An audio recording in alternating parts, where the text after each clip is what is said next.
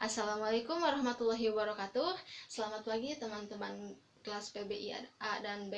Untuk pertemuan ini mohon maaf karena saya masih ada agenda lain. Jadi teman-teman untuk pertemuan ini bisa menonton video ini untuk pemaparan materi strategi pembelajaran di pertemuan kedua ya.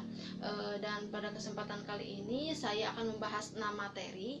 Untuk yang pertama yakni tentang pengertian strategi pembelajaran baik secara umum maupun pendapat para ahli. Yang kedua, fungsi strategi pembelajaran. Yang ketiga, yakni tujuan strategi pembelajaran. Yang keempat, model macam-macam strategi pembelajaran. Yang kelima yakni tentang model pembelajaran, dan yang keenam yakni skill dasar atau kemampuan dasar kita sebagai calon guru ya teman-teman. Perlu teman-teman ketahui bahwa materi strategi pembelajaran ini adalah mata kuliah dari fakultas, yakni kita sebagai mahasiswa dan mahasiswi Fakultas Keguruan dan Ilmu Pendidikan, di mana di strategi pembelajaran ini akan dibahas apa yang harus kita ketahui tentang strategi pembelajaran ini dan apa sih yang harus kita siapkan sebagai kita sebagai calon guru di masa depan dalam mengajari siswa seperti itu teman-teman. Langsung aja ya kita mulai ke penjelasan pertama, yakni mengenai pengertian strategi pembelajaran.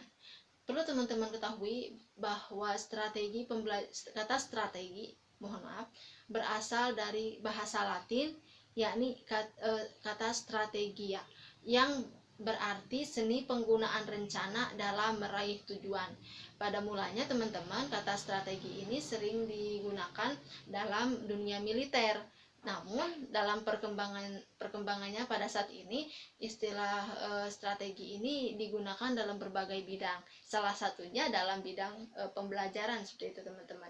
Nah, bagaimana sih pengertian strategi pembelajaran secara umum? Nah, strategi pembelajaran adalah suatu rencana perangkat aktivitas yang terencana untuk meraih tujuan pembelajaran. Selain itu, ada definisi lain teman-teman dari strategi pembelajaran, yakni suatu rencana rangkaian kegiatan yang pada pemakaian metode dan penggunaan semuanya digunakan untuk mencapai tujuan pendidikan. Nah, seperti itu teman-teman. Jadi strategi pembelajaran ini adalah rangkaian atau penyusunan yang digunakan untuk meraih tujuan pembelajaran seperti itu teman-teman. Karena pembelajaran itu terlepas dari tujuan, karena bagaimanapun kita sebagai guru menginginkan para siswanya berhasil. Jadi dengan adanya strategi pembelajaran ini kita bisa menyusun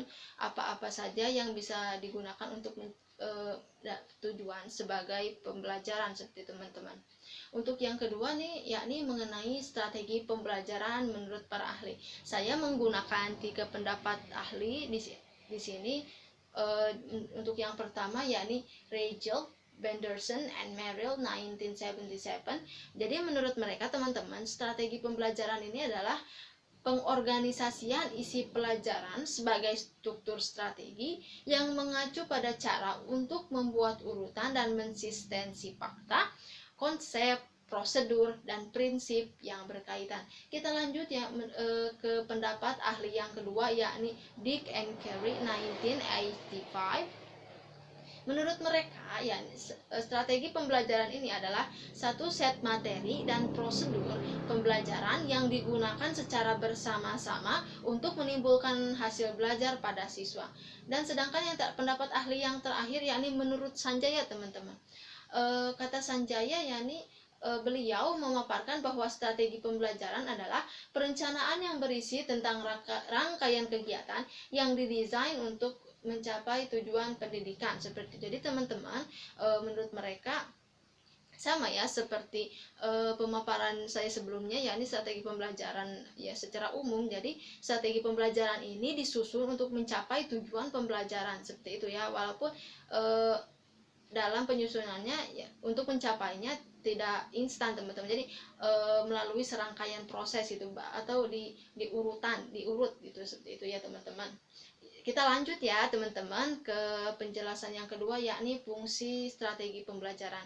Ini seperti pendapat ahli sebelumnya, saya menggunakan pendapat yang kedua, yakni menurut Dick and Carey. Jadi yang dikutip oleh Majid, istilah strategi pembelajaran untuk menjelaskan mengenai langkah urutan proses dan penggunaan konten, menentukan kegiatan belajar, dan memutuskan bagaimana menyampaikan konten dan kegiatan. Nah, jadi fungsi dari strategi pembelajaran ini apa sih gitu? Untuk yang pertama, yakni sebagai ramuan untuk mengembangkan bahan ajar. Tentu saja dengan adanya strategi pembelajaran, kita sebagai pengajar bisa mengembangkan bahan ajar yang telah ada untuk disesuaikan dengan kebutuhan siswa, seperti itu ya teman-teman. Lanjut yang kedua, yakni sebagai perangkat kriteria untuk mengevaluasi bahan ajar yang telah ada.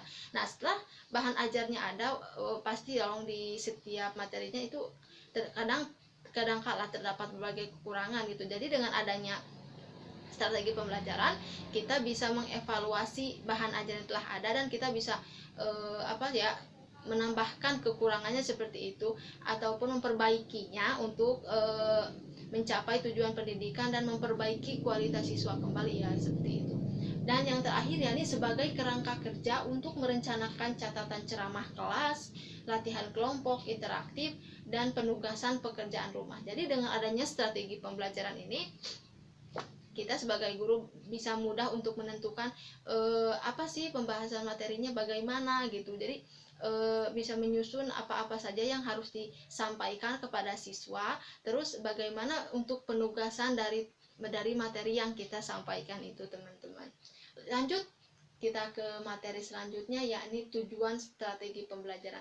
Seperti yang kata para ahli jelaskan tadi, baik secara umum maupun pendapat para ahli, di mana strategi pembelajaran ini digunakan untuk mencapai tujuan pembelajaran. Nah, di sini tujuan strategi pembelajaran ya ada dua. Untuk yang pertama, yakni memberikan isi pembelajaran kepada pembelajar. Nah, jadi dengan adanya strategi pembelajaran ini, para pembelajar tuh bisa tahu isinya gitu. Karena memang untuk materinya sudah disusun seperti itu, dan apa-apa saja sebagai kemampuan yang harus dicapai oleh siswa, jadi gitu, seperti itu. Jadi dengan adanya strategi pembelajaran ini bisa memudahkan para pembelajar mengetahui isi bahan ajar, seperti itu. Dan yang kedua, yakni menyajikan informasi atau bahan-bahan yang dibutuhkan dalam belajar untuk menunjukkan unjuk kerja. Nah, di dalam kegiatan pembelajaran tidak terlepas dari media ya gitu, seperti itu. Karena bagaimanapun pembelajaran tidak bisa terlepas, karena media itu berperan penting untuk membantu penjelasan materi ya teman-teman. Jadi maksudnya biar siswa itu bisa memahami dari isi dari pelajaran itu ya. Jadi dengan menggunakan media seperti ini di strategi pembelajaran setelah dijelaskan, jadi para siswa tuh tahu, dan kita guru tuh harus tahu, bisa tahu gitu hal-hal apa saja sih yang kita butuhin di dalam kegiatan pembelajaran gitu, untuk mengefektifkan kegiatan pembelajaran, dan siswa bisa enjoy gitu, maksudnya menikmati kegiatan pembelajaran, dan mereka bisa menyerap secara baik materi yang kita ajarkan, seperti itu ya teman-teman. Jadi bagaimana bisa dipahami sampai sini? Jika sudah paham teman-teman, kita lanjut ya ke jenis-jenis strategi pembelajaran. Nah, di sini tuh teman-teman, untuk jenis-jenis strategi pembelajaran ada beberapa jenis ya gitu. Yang pertama kita langsung saja, yakni mengenai strategi pembelajaran langsung atau direct instruction. Jadi apa sih strategi pembelajaran langsung itu? Terpusat kepada guru. Bagaimana sih maksudnya terpusat kepada guru? Yakni jadi si guru tuh sebagai sumber belajar utama gitu. Jadi si murid itu hanya mendengarkan kita ya, seperti ini. Saya menjelaskan materi kepada teman-teman, dan teman-teman mencatatnya, seperti itu. Jadi ini tuh sistem strategi pembelajaran secara langsung atau indirect instruction. Umumnya ini teknik ini tuh sering dilakukan teman-teman gitu. Karena memang umum seperti itu. umum untuk direct instruction itu di semua sekolah, di berbagai tingkat guru itu menggunakannya seperti itu ya. Untuk yang kedua yakni strategi pembelajaran tidak langsung atau indirect instruction. Bagaimana sih indirect instruction itu?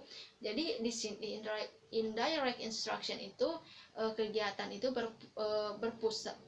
berpusat kepada siswa. Bagaimana maksudnya siswa?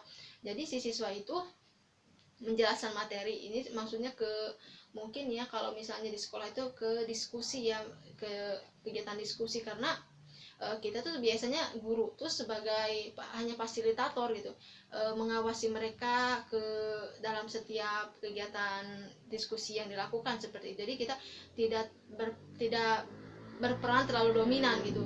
Jadi mereka tuh yang berperan dominan seperti itu. Jadi mereka yang membuka kelas, yang menjelaskan materi, dan juga menjawab pertanyaan-pertanyaan yang diajukan oleh teman-temannya seperti itu ya teman-teman. Kita lanjut ke jenis strategi pembelajaran selanjutnya, yakni ada apa sih? Pembelajaran interaktif atau interactive instruction. Jadi bagaimana sih itu interactive instruction itu? Ke pembelajaran diskusi dan saling berbagi antar siswa. Biasanya kalau seperti ini kita tuh seperti yang tadi ya, kita hanya sebagai fasilitator, kita tuh kasih bahan materi gitu. Nah nanti di siswa tuh didiskusikan bersama teman-temannya, kita misalnya bagi kelompok seperti itu. Jadi nanti mereka tuh membahas materi itu bersama-sama ya. Jadi saling tanya, mendiskusikan bagaimana sih materi ini seperti itu ya. Terus kita lanjut lagi ke strategi pembelajaran melalui pengalaman. Nah jadi pada pengalaman ini siswa itu diajarkan untuk mengadakan suatu kegiatan itu atau observasi, mohon maaf. Jadi untuk mengetahui pengalaman gitu. Jadi setelah diharapkannya setelah kegiatan ini siswa tuh mendapat pengalaman pembelajaran yang dapat mereka ketahui ya, atau mereka aplikasikan di kemudian hari seperti itu ya, setelah kegiatan pembelajaran selesai seperti itu ya. Dan yang selanjutnya yakni strategi pembelajaran mandiri. Belajar mandiri adalah strategi pembelajaran yang mempunyai tujuan untuk membangun adanya inisiatif perseorangan, kemandirian, dan juga peningkatan diri. Biasanya ini mungkin dari penugasan ya gitu. Jadi kita kasih tugas, terus si siswanya belajar secara mandiri gitu. Bagaimana misalnya tentang apa sih? Kita ambil contoh dulu deh sebentar tentang misalnya, nah kalau di SMA itu IPS ya, interaktif gitu, interaksi sosial, mohon maaf. Jadi kita tuh suruh si siswanya itu menjelaskan interaksi sosial gitu. Nah nanti si siswa itu akan berusaha mencari gitu bagaimana sih interaksi sosial itu, bagaimana pengertiannya, pengaplikasiannya di dunia nyata, ataupun bagaimana sih kendala-kendala dari interaksi sosial, atau bagaimanapun pendapat para ahli tentang interaksi sosial. Nah contohnya seperti itu ya teman-teman. Kita lanjut ke metode pembelajaran. Nah metode pembelajaran ini sangat menarik untuk dibahas ya teman-teman, karena dari satu tingkat, tiap tingkat sekolah itu sangat berbeda ya, tergantung bagaimana siswanya ini maksudnya disesuaikan dengan siswanya seperti itu. Jadi kita nggak bisa menyamakan seperti itu. Ada macam-macam sih sebenarnya, cuma ya kita harus menyesuaikan kepada siswanya sendiri ya gitu. Karena kan kita sebagai guru berharap siswa tuh menyerap materi yang kita ajarkan secara baik gitu. Jadi dengan adanya metode pembelajaran ini, jenis-jenis metode pembelajaran ini, kita berharap bisa menggunakan berbagai metode itu dan menarik siswa agar mengikuti kelas kita dan bisa juga menyerap materi pembelajaran secara baik ya, seperti itu. Ada berapa sih yang saya ambil? Macam-macam sebenarnya, mungkin lebih banyak ya. Mungkin yang saya jelaskan di sini tuh ada 12 teman-teman, banyak sekali ya gitu. Memang banyak gitu ya, memang itu sebagai guru tuh harus emang menggunakan berbagai macam metode gitu ya, karena kan kadang-kala siswa gitu agak susah gitu kalau misalnya apalagi di jam-jam rawan gitu, misalnya udah siang, lapar, gerah, aduh pokoknya itu kayak tantangan banget gitu. Bagaimana sih kita, jadi dengan adanya metode pembelajaran ini, jadi kita tuh harus benar-benar bisa memilih gitu metode mana sih yang kira-kiranya cocok gitu misalnya digunakan di jam-jam siang gitu ataupun pagi yang masih segar dan jam rawan seperti yang saya katakan tadi, misalnya siang aduh lagi gerah panas sudah pusing, itu biasanya siswa tuh cuma bisa fokus sebentar gitu, nanti selanjutnya buyar gitu kemana-mana, soalnya emang situasinya kurang mendukung gitu, itu dan daya tahan mereka pun udah kemana-mana gitu seperti itu. Jadi kita tuh harus melakukan inovasi ya, seperti itulah kayak gitu. Kita lanjut ya ke jenis-jenis metode pembelajaran. Ini untuk yang pertama, metode ceramah. Apa sih metode ceramah itu? Yakni adalah pembelajaran yang bersifat konvensional karena guru menyampaikan materi kepada siswanya secara lisan. Sejak dahulu sejak sekarang, metode ini memang dianggap sebagai yang paling praktis dan ekonomis. Namun guru harus menggunakan metode ini secara menarik agar para siswa tidak cepat bosan. Memang ya, jadi metode ceramah ini seperti saya gitu, saya menjelaskan materi kepada teman-teman. Nah kalau di apa sih, di jenis materi pembelajaran tadi ya, bukan jenis materi pelajaran namun strategi pembelajaran, ini masuk ke apa sih, masuk ke jenis strategi pembelajaran direct instruction ya, jadi secara langsung gitu ya. Jadi secara langsung misalnya siswa mohon maaf, guru menjelaskan materi kepada siswanya, seperti itu teman-teman ya. Untuk yang kedua yakni kita lanjut ke metode diskusi. Metode diskusi ini yakni aktivitas diskusi yang melibatkan para siswanya untuk belajar memecahkan masalah. Penerapan metode diskusi ini biasanya dilakukan dengan membuat kelompok diskusi yang bertugas membahas sebuah masalah. Nah, jadi metode diskusi ini biasanya di beberapa pelajaran atau bukan di pelajaran tapi di beberapa tingkat sekolah biasanya sih ini dimulai udah di tingkat menengah ya sampai meningkat atas ataupun masuk ke tingkat perkuliahan, perguruan tinggi itu masih digunakan itu. Apalagi di perguruan tinggi ya seperti itu, karena mahasiswa itu udah mahasiswa ya namanya juga, jadi mereka tuh harus bisa melakukan inovasi pembelajaran walaupun guru tuh hanya perantara, dan kita sebagai mahasiswa pelajarnya memang harus mendalami ya seperti itu, karena mahasiswa itu udah punya tingkat pengetahuan yang tinggi dan kritisasinya yang sangat tinggi ya seperti itu teman-teman. Jadi diskusi itu biasanya kita tuh misalnya di pertemuan ini nih, kayak misalnya kalau dulu saya tuh di SMA ya seperti itu. Jadi dulu karena saya jurusan sosial, saya sering kali memang di jurusan sosial itu memang di beberapa pelajaran ya, contohnya sosiologi, saya memang sering kali ditekankan dalam metode diskusi. Biasanya gurunya tuh menyuruh nih, di minggu ini tuh kita akan membahas ini loh teman-teman, misalnya tentang perubahan sosial. Nah perubahan sosial itu ada beberapa tahapan, misalnya apa penyebabnya, bagaimana solusinya, itu biasanya dibagi ke beberapa kelompok. Siswa itu dibagi ke beberapa kelompok dan materi itu tuh dibagi ke tiap kelompok untuk menjelaskan. Seperti nanti misalnya minggu pertama nih tentang perubahan sosialnya, pengertian secara umum atau pendapat ahli gitu, atau penyebabnya nanti ini dijelaskan ya di minggu pertama oleh kelompok 1, misalnya nanti minggu keduanya lagi oleh kelompok yang kedua dengan materi yang lain ya seperti itu. Jadi tujuan metode diskusi ini sebenarnya untuk meningkatkan kemampuan siswa gitu ya, baik secara maksudnya di tingkat soft skill maupun hard skill ya, karena di sini siswa itu dituntut untuk bisa menjelaskan materi secara baik ya tanpa guru seperti itu ya, bukan tanpa guru mohon maaf, tapi guru tuh hanya sebagai fasilitator ya, jadi guru tuh tidak berperan terlalu banyak seperti itu ya.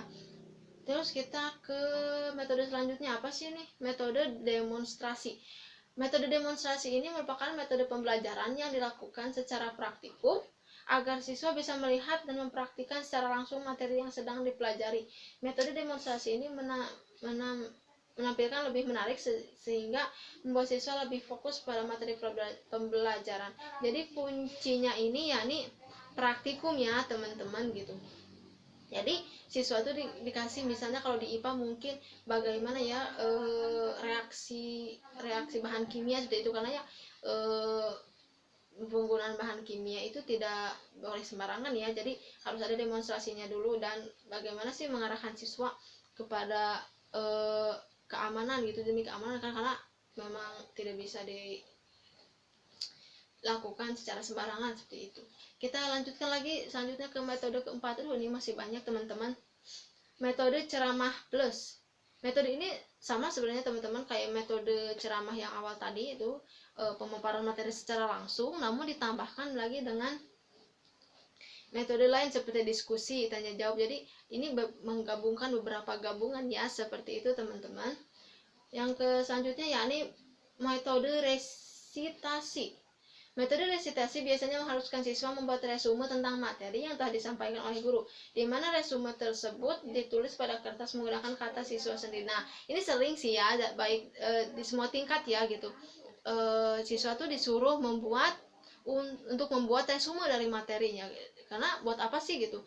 Karena ya siswa tuh harus mempunyai catatan ya gitu, bukan hanya untuk nanti membantu di saat ujian, tapi agar siswa itu bisa mempelajarinya sendiri lebih mendalam. Misalnya ada hal yang nggak jelas, itu bisa mereka pelajari lagi lebih dalam, atau bisa ditanyakan lagi kepada gurunya, seperti itu, kepada kita ya sebagai guru, ataupun bisa menggunakan metode lain gitu ke alat bantu lain seperti Google atau mesin pencari ya, seperti itu. Selanjutnya yakni metode eksperimen. Metode eksperimen dilakukan melalui kegiatan percobaan atau praktikum di laboratorium agar siswa bisa melihat secara langsung materi pelajaran yang sedang disampaikan. Biasanya dapat berupa ilmu pengetahuan alam atau sains dan sebagainya. Ini sama sih kayak metode apa tadi tuh? Metode praktikum ya, tapi ini lebih ke kalau demonstrasi, mohon maaf, bukan praktikum ya, karena demonstrasi itu ke praktikum ya. Jadi guru tuh memperagakan gitu seperti apa sih kegiatannya. Ini sains sih sama ya. Jadi kalau eksperimen itu cuma guru dan siswa tuh hanya memperhatikan. Nah, di eksperimen ini siswa tuh terjun langsung gitu. Bagaimana sih eksperimen, misalnya eksperimen yang tadi bahan kimia. Nah, mereka tuh mencampurkan bahan-bahan kimianya seperti itu. Jadi mereka tuh melakukan dan melihat reaksinya sendiri, bagaimana sih terjadi perubahan pada kegiatan yang mereka lakukan, seperti itu ya. Lanjut ke metode karya wisata. Karya wisata ini menggunakan tempat atau lingkungan tertentu sebagai sumber belajar untuk siswa, namun ini tuh masih dalam pengawasan ya. Biasanya ini enggak semua mata pelajaran ya, jadi misalnya di beberapa aja gitu. Misalnya di suatu sekolah mengadakan study tour, misalnya pergi ke suatu kota untuk mempelajari sejarahnya, ataupun misalnya pergi ke suatu tempat, misalnya pegunungan, para siswa yang mempelajari IPA misalnya meneliti bagaimana keadaan lingkungan di sekitar gunung itu ya, seperti itu. Kita lanjut ya ke metode latihan. Metode ini metode yang ke-8 teman-teman, masih ada 4 ya gitu. Banyak ya metodenya, memang banyak, 12 ya gitu. Kita 4 lagi. Ini metode latihan ini metode pembelajaran yang dilakukan melatih keterampilan kepada siswa dengan merangsang atau memanfaatkan membuat sesuatu. Biasanya setelah penjelasan murid akan diuji oleh beberapa pertanyaan. Ini kayak mungkin ulangan harian ataupun secara langsung ya, seperti itu. Jadi metode latihan tuh misalnya setelah penjelasan materi kita tanya, misalnya setelah kalau di bahasa Inggris misalnya setelah penjelasan materi indirect, misalnya indirect speech. Nah, jadi siswa itu bagaimana, misalnya tunjuk, kamu coba kasih contoh satu kalimat tentang indirect speech, bagaimana. Nah, jadi itu membuat siswa tuh berlatih ya, atau berpikir ya, meningkatkan kemampuan mereka gitu deh, dan mengetahui seberapa jauh sih mereka memahami tentang materi yang kita jelaskan, seperti itu ya. Selanjutnya ini metode perancangan. Metode ini siswa akan dirangsang agar mampu membuat sebuah proyek yang nantinya akan diteliti. Dapat berupa perancangan skema, data, grafik, dan masih banyak lagi. Ini biasanya digunakan pada program khususnya kejurusan. Jadi biasanya mungkin siswa tuh dikasih proyek seperti itu, nanti diteliti dan dipresentasikan ya untuk dikasih kesimpulan gitu. Jadi buat proyek untuk beberapa jadi dikasih tahu mereka tahu gitu bahwa apa sih gitu tentang apa tadi tuh proyek yang diteliti tersebut. Mohon maaf saya lupa. Selanjutnya ini metode debat. Nah, metode debat ini yang ini berargumen ya, kuncinya pasti kalau debat tuh identiknya argumen ya gitu, adu argumen gitu antar teman-temannya. Apa sih gitu? Uh, uh, Metode debat ini mengajak siswa untuk saling beradu argumentasi secara perseorangan atau kelompok. Tetapi debat ini dilakukan secara formal dan memiliki aturan tertentu untuk membahas dan mencari penyelesaian masalah ya. Jadi debat ini membahas suatu masalah dan apa tadi tuh beradu argumentasi antar temannya. Jadi walaupun begitu ini masih diawasi ya gitu, jadi enggak masih terikat peraturan gitu. Memang biasanya debat tuh terikat peraturan gitu, yang formal gitu, jadi enggak bisa adu jotos aja. Jadi misalnya ini serang enggak, jadi ada penengahnya dan apa berdasarkan peraturan tertentu seperti itu. Kita lanjut ke metode mind mapping. Mind mapping ini berpikir secara runtut pada sebuah permasalahan, bagaimana permasalahan itu terjadi dan bagaimana secara penyelesaiannya. Metode ini bisa meningkatkan daya analisis serta berpikir kritis agar memahami sejak awal masalah sampai akhir. Nah, seperti itu teman-teman. Jadi metode mind mapping ini memang menekankan pada siswanya mengetahui bagaimana suatu masalah itu muncul, lalu bagaimana juga penyelesaian masalah dari permasalahan tersebut. Kita lanjut teman-teman ke skill bukan skill ya, ini tentang keterampilan dasar sebagai seorang guru. Ternyata cuma 11 ya, ada 11 itu. 11 metode pembelajaran. Masih banyak lagi sih sebenarnya ya gitu. Cuma di sini saya menjelaskan 11 aja, nanti teman-teman bisa lebih jauhnya lagi meneliti ya, seperti itu. Kita lanjut ke skill guru yang harus dimiliki seorang guru. Untuk yang pertama, yaitu tentang keterampilan bertanya. Kenapa guru harus memiliki keterampilan bertanya? Karena pada hakikatnya melalui bertanya kita akan mengetahui dan mendapatkan informasi tentang apa saja yang ingin kita ketahui. Nah, di kegiatan pembelajaran ini misalnya kegiatan keterampilan bertanya ini dikaitkan dengan interaksi antara guru dan siswa. Jadi kita sebagai guru harus membangun interaksi yang baik dengan siswa agar siswa bisa nyaman dengan kegiatan pembelajaran kita dan bisa mengambil intisari dari pembelajaran kita. Seperti itu teman-teman. Nah, apa sih manfaatnya dengan adanya interaksi, dengan kita memiliki keterampilan bertanya, jadi dengan kita memiliki keterampilan bertanya, yakni menimbulkan rasa keingintahuan, merangsang fungsi berpikir, mengembangkan keterampilan berpikir, memfokuskan perhatian pada siswa, mendiagnosis kesulitan siswa. Selanjutnya ini mengkomunikasikan harapan yang diinginkan oleh guru dari siswanya, seperti itu. Jadi dengan keterampilan bertanya ini kita memang bisa menganalisis ya apa masalah siswa, bisa menguji juga sih sebenarnya bagaimana sejauh mana atau siswa mengetahui tentang materi yang kita ajarkan ya, seperti itu. Keterampilan ini teman-teman harus mutlak dimiliki oleh seorang guru, baik pemula maupun secara profesional ya, karena dengan dapat umpan balik gitu dari siswanya, karena kan kemampuan bertanya itu ya dua arah gitu ya, ada yang bertanya dan ada yang menjawab, jadi dua arah ya, enggak satu arah doang gitu. Jadi keterampilannya bisa siswa tuh bisa terasah seperti itu ya. Kita lanjut ke keterampilan yakni kedua, yakni keterampilan memberikan penguatan. Penguatan adalah respon terhadap sesuatu perilaku yang dapat meningkatkan kemungkinan berulangnya kembali perilaku itu. Jadi kita tuh harus memiliki kemampuan ini. Ini ada penguatan verbal, merupakan penghargaan yang dinyatakan secara lisan. Misalnya kalau misalnya di kelas itu, misalnya kalau siswa bisa meraih atau dapat apa yang kita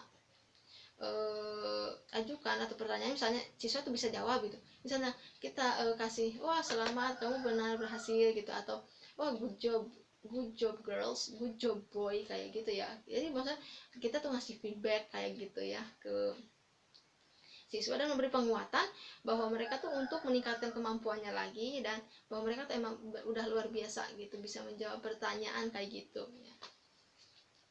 Selain itu ada keterampilan mengadakan variasi. Nah, dalam kegiatan pembelajaran ini, pengertian variasi merujuk pada tindakan dan perbuatan guru yang disengaja maupun tidak disengaja, secara spontan maksudnya, yang dimaksudkan untuk memacu atau mengikat perhatian siswa selama pelajaran berlangsung. Tujuan utama guru mengadakan variasi dalam kegiatan pembelajaran untuk mengurangi kebosanan siswa, sehingga perhatian mereka terpusat pada pelajaran. Nah, tentu saja nih, kayak aku yang saya tadi katakan, bahwa emang di jam-jam rawan, dengan memilih metode pembelajaran yang tepat itu menarik perhatian siswa gitu. Ini sama juga seperti mengadakan variasi dalam kegiatan pembelajaran, sama ya, berhubungan seperti itu.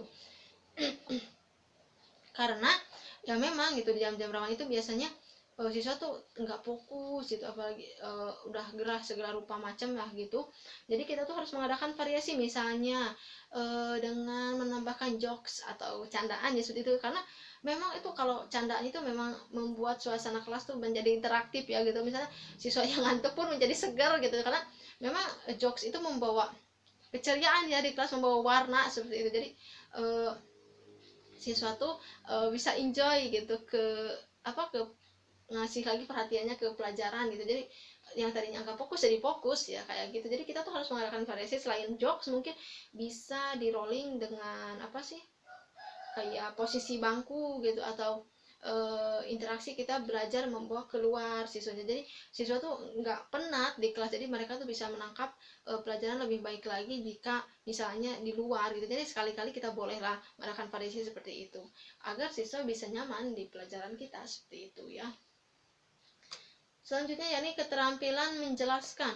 Yang dimaksud dengan keterampilan menjelaskan adalah penyajian informasi secara lisan yang diorganisasikan secara sistematik untuk menunjukkan adanya hubungan yang satu dengan yang lainnya. Ya, seperti itu. Jadi teman-teman, keterampilan menjelaskan. Jadi kita tuh sebagai guru harus mempunyai keterampilan penjelasan yang baik dalam menyampaikan materi kepada siswa. Jadi sebelumnya kadang kita ya sibuk gitu atau nggak sempat. Jadi kalau misalnya sebelum ini tuh kita tuh mengusahain dulu gitu, nyiapin materi pelajaran apa yang besok mau dibahas gitu. Jadi kita tuh pelajari dulu, jadi biar pas penjelasan tuh ini gitu maksimal, jadi siswa tuh bisa ngerti secara keseluruhan tentang materi yang kita bahas, dan kita juga bisa enjoy gitu, kayak gitu. Selanjutnya tentang kemampuan dan membuka dan menutup pelajaran. Tentu saja ya, ini juga penting. Kita kalau misalnya membuka pelajaran biasanya doa awali dulu ya, biasa dengan doa. Terus gimana sih, harus mengkondisiin dulu kelas deh gitu. Jadi sebelum ke pemaparan materi, jadi kita tuh harus lihat dulu siswa itu udah siap atau belum. Jika belum, kita tuh harus menyiapkannya dulu. Terus lihat dulu lingkungan sekitarnya, apakah memang ada gangguan atau tidak ya gitu. Kalau misalnya ada gangguan ya kita minimalisir dulu kayak gitu. Terus tentang ini lanjut lagi ke menutup pelajaran ya. Tentu saja setelah tadi tuh kemampuan membuka pelajaran ya, mengkondisikan kelas, melihat dulu, mempersiapkan siswanya gitu nanti. Nah, di menutup pelajaran juga kita tuh jangan tiba-tiba nutup pelajaran gitu. Kita tuh ngasih dulu feedback bukan feedback ya, bertanya dulu deh ke siswa gitu, kayak gitu.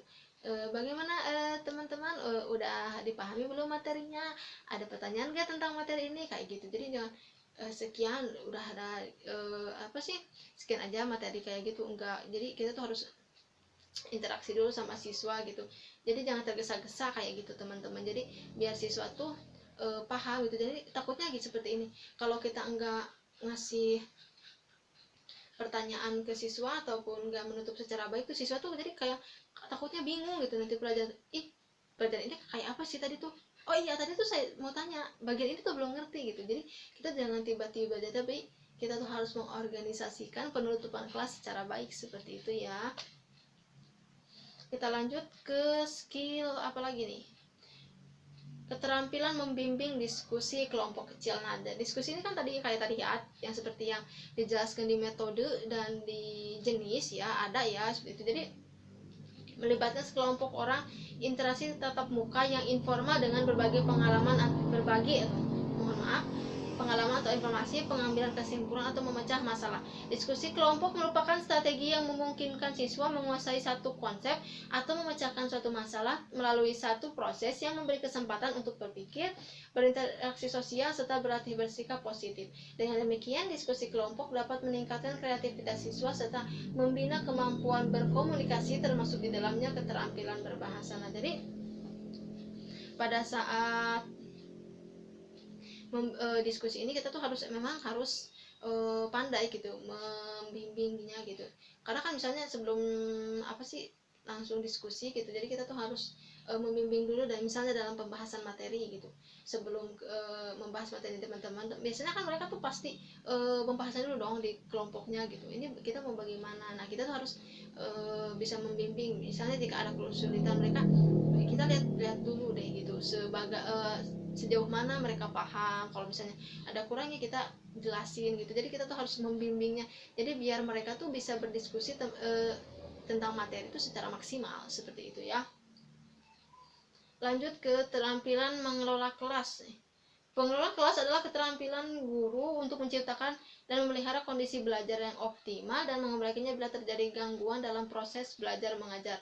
Komponen-komponen dan prinsip keterampilan mengelola kelas yaitu preventif adalah yang berkaitan dengan kemampuan guru dalam mengambil inisiatif dan mengendalikan pelajaran, dan represif yaitu berkaitan dengan respon guru terhadap gangguan siswa yang berkelanjutan dengan maksud agar guru mengadakan tindakan remedial untuk mengembalikan kondisi belajar yang optimal. Jadi kadang-kala ya teman-teman, dalam belajar itu enggak selalu ini ya lancar, itu ada gangguan-gangguan, jadi kita tuh harus bener-bener ngondisiin gitu siswa. Misalnya kalau ada keributan, misalnya ada apa sih, misalnya gangguan sedikit aja gitu, siswa tuh mudah terpecah gitu konsentrasinya, misalnya ada suara apapun, kita harus benar-benar bisa ngendaliin kelas gitu, kondisi kelas teman-teman, kita fokus ya ke sini, atau dengan suara ataupun bagaimana ya, kita harus mengkondisikan kelas secara baik, apalagi ini yang anak-anak ya gitu, yang mudah tertarik banget, kayak yang hal-hal gangguan sekitar, mereka tuh mudah sekali tertarik gitu, misalnya bisa langsung pecah gitu konsentrasinya kalau misalnya ada gangguan gitu. Jadi kita tuh harus benar-benar koordinasiin gitu. Kalau misalnya yang kayak udah gede, yang tingkat menengah ke sampai ke atas ya, kita usahain ya dengan bervariatif gitu, menarik lagi perhatiannya ke materi itu ya, karena memang bener-bener gitu siswa tuh mudah banget pecah konsentrasinya kalau ada gangguan, apalagi kan kalau misalnya nggak terduga seperti itu ya, nggak terduga sih biasanya kayak gitu. Selanjutnya yang terakhir yakni keterampilan mengajar kelompok kecil dan perseorangan. Bentuk pengajaran ini biasanya kecil teman-teman. Mohon maaf. Pengajaran kelompok kecil dan perseorangan menggunakan guru memberikan perhatian terhadap setiap siswa dan serta terjadinya hubungan yang lebih akrab dan antara guru dengan siswa. Format pengajaran ini dengan adanya hubungan interpersonal yang lebih akrab dan sehat antara guru dengan siswa. Adanya kesempatan bagi siswa untuk belajar sesuai dengan kemampuan, minat, cara, dan kecepatannya. Adanya bantuan dari guru, adanya keterlibatan siswa dalam merancang kegiatan sebelumnya, serta adanya kesempatan bagi guru untuk memainkan berbagai peran dalam kegiatan pembelajaran. Jadi kita tuh selain mengajar kelompok kecil, kita juga harus bisa mengkondisikan ya pembelajaran secara perseorangan seperti itu. Jadi karena memang kita tuh siswa tuh beragam, jadi antara satu siswa dan siswa lain tuh biasanya berbeda gitu kemampuannya. Jadi sebagai guru kita tuh harus apa ya, mengetahui siswa, jadi bisa dengan membangun keterampilan ini, membangun interaksi antar siswa, jadi dengan bisa dengan terjaganya hubungan interaksi yang baik antara guru dan siswa, jadi kita tuh tahu gitu permasalahan siswa tuh di mana, dan kita tuh bisa menjadi mencari solusinya, bagaimana siswa bisa menyelesaikan tentang permasalahannya seperti itu ya teman-teman. Jadi kita tuh harus meluangkan waktu gitu untuk siswa, biar jadi apa ya, bisa ini gitu, seperti itu, bisa mengerti siswa, dan siswa tuh punya waktu dengan kita gitu biar mengerti seperti itu tentang permasalahan pembelajaran. Oh, dan ini terakhir ya teman-teman, jadi sekian aja untuk pemaparan materi kali ini. Bagaimana teman-teman, tolong dicatat ya materinya, karena materi ini sangat penting untuk kita di kemudian hari sebagai calon pendidik ya, seperti itu. Jadi mohon dicatat, dan jika ada pertanyaan-pertanyaan teman-teman bisa langsung ya ketik di forum yang sudah saya sediakan di LSM, seperti itu ya teman-teman. Oke, sekian saja untuk pertemuan kali ini. Mohon maaf atas kesalahan saya, baik di kata-kata maupun di pemaparan materi, seperti itu ya teman-teman. Semoga di minggu selanjutnya kita bisa bertemu kembali ya di Google Meet. Dan untuk pengabsenan teman-teman bisa juga ya langsung disubmit di Ikhlas, karena saya sudah sediakan satu paket di sana beserta forum ya, seperti itu teman-teman. Terima kasih untuk waktunya. Jangan lupa ya tetap jaga kesehatan dan patuhi protokol kesehatan. Sekian saja, wassalamualaikum warahmatullahi wabarakatuh.